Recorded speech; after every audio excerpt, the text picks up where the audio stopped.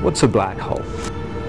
Take a mass and compress it very, very prodigiously.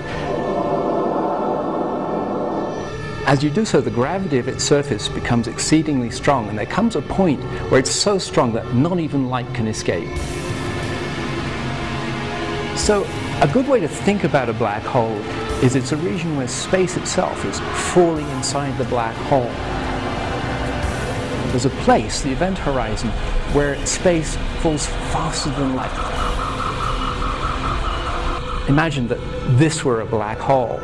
Inside the black hole, inside the event horizon, you can imagine light trying to get out, pointed outwards, trying to get out. But space itself is falling faster than light and drags light itself inside the black hole. So let's imagine that we fall through the event horizon. That's the place where space is moving faster than light. We fall deeper down inside the black hole, but if it's a rotating black hole, and surely they all do, then the centrifugal force begins to slow us back down again. And deep inside the black hole, there's a place called the inner horizon, where the flow of space slows back down to the speed of light.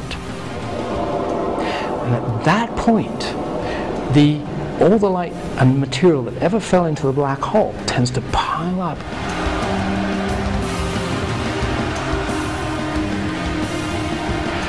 What actually happens as a result of that, stuff trying to come out, stuff falling in, undergoes a tremendous collision and generates this maelstrom of energy.